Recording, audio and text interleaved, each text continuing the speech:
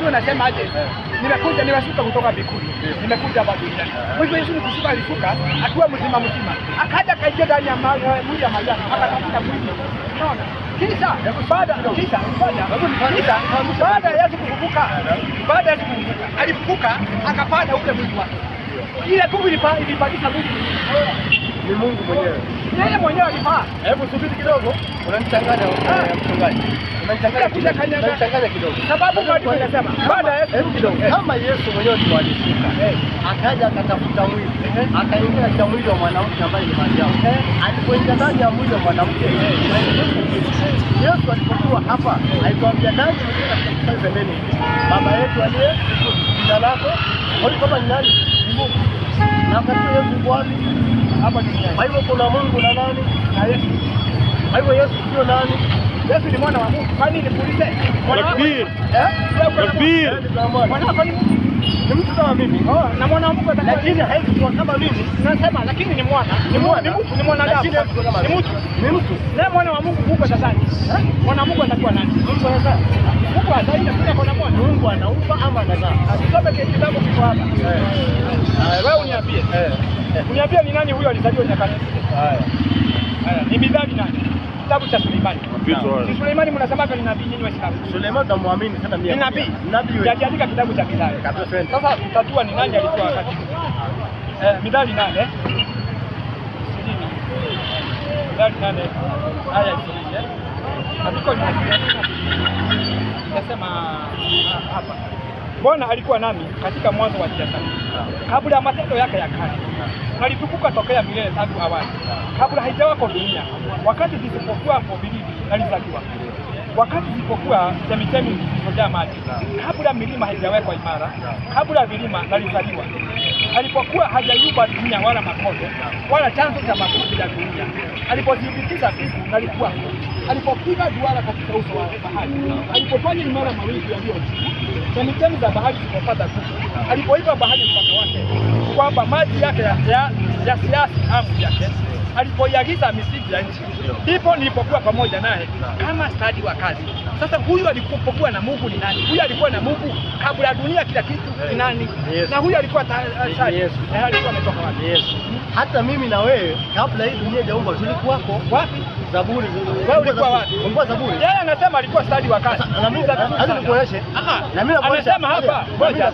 Yeye anasema hapa. Alikuwa stadi wa kazi. Ndio. Stadi wa kazi. Sasa naomba unifungulie Zaburi 91:1. Architecture. Fungua kitabu cha Zaburi. Huyu is architecture. Ni yule mtu ambaye anachora mchoro ndio kama nyumba hii, anasema itakuwa hivi na hivi na hivi. Ili fundi atakapokuja atachukua ile mambo angalie. Mchoraji wa ramani alikuwa amekadiria kazi. Ina maana Yesu kabla hii dunia alikuwako.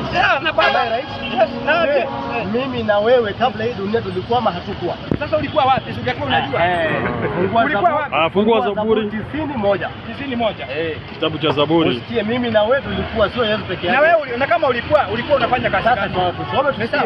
Akata kama titasemekana tusikie. Unasema 91 ngapi? Kama kuwapo kwa Yesu ndio sababu kuitwa Mungu. Anasemaje? 91:1. Akatie mahali pasili pake aende 90 mtasaji kwanza. Wewe Bwana umekuwa makao yetu. Wewe Bwana nani? Baada ya kizazi. Bwana ni nani? Ni Mungu. Ni Mungu. Haya, Bwana umekuwa makao yetu. Kizazi baada ya kizazi. Generation after generation. Continue. Kabla haijazaliwa milima, wala haijayumba dunia. Kabla haijazaliwa milima, wala haujaomba nini? Dunia. Haujaomba dunia. Na tangu milele hata milele. Iwe Mungu. Kwa hivyo Bwana, wewe umekuwa makao yetu. Kizazi baada ya kizazi. Kabla kuumba nini? Dunia. Kwa hivyo kabla hii dunia kuumba kizazi baada tulikuwa kwa nani? Kwa Mungu. Je, mimi na wewe ni Mungu? Wewe ulikuwa? Ulikuwa. Si Biblia na kizazi. Nasema wewe ulikuwa kwa Mungu. Ngoja kidogo. Hii kizazi ni kama ulikuwa kwa Mungu. Si ni wewe tu. Hakuna mwingine amekuja. Unaweza nieleza kwa Mungu ulikuwa unakaa wapi? Nilikuwa kwa Mungu. Ukifanya nini? Kama roho. Na roho inaona. Kama roho. Haya, na ujue akatutoa kule akatupeleka katika ulimwengu wa na roho ina macho. Roho ina macho. Roho ina macho na inaona. Unaona? Wewe ulikuwa unaona nini basi? Na Wewe ulikuwa unaona Wapi? wakati ulikuwa Haya, fungua kitabu cha Matendo ya Mitume 7:57. Matendo ya Mitume. Ulikuwa unafanya nini? Wewe sikia mwingine huko. Wewe ulikuwa unafanya nini? Wewe kusoma andiko 7. Unafaa utuambie huko niliona huku ulikuwa hivi na hivi na hivi na nilikuwa nafanya kazi Soma hii. andiko. Kwa sababu Yesu mwenyewe alikuwa ni stadi wa kazi ya Mungu. Alikuwa anafanya Matendo ya kazi Mitume. pamoja na Mungu. Wewe ulikuwa unafanya kazi gani kama sasa? Some za tusikie. Wewe sasa ulikuwa unafanya nini? Wakati Matendo ya Mitume ngapi? 7:37. 7:37. Wewe huko bikuni ulikuwa unakaa wapi na ulikuwa unafanya nini? Naangalia kwa maandiko. Na maandiko inasema mimi ndimi njia. Wala hakuna mtu ajaye kwa Baba ila kwa njia. Na hakuna anayekataa. Kwa hivyo bila Yesu, kwa hivyo ni kumaanisha bila Yesu wewe hujawahi fika kwa Mungu. Pole. Yesu asema Mimi ndimi njia. Kweli na uzima. Wala hakuna kuja kwa Baba ila kwa njia yako ya mimi. Kwa hivyo ni kumaanisha wewe mwenyewe. Ndio. Basi pasipo Yesu huwezi kwenda kwa Baba. Kwa hivyo kama ulikuwa kwa Mungu basi ulikuwa umepita kwa Yesu. Wewe unamwamini Yesu? Sana.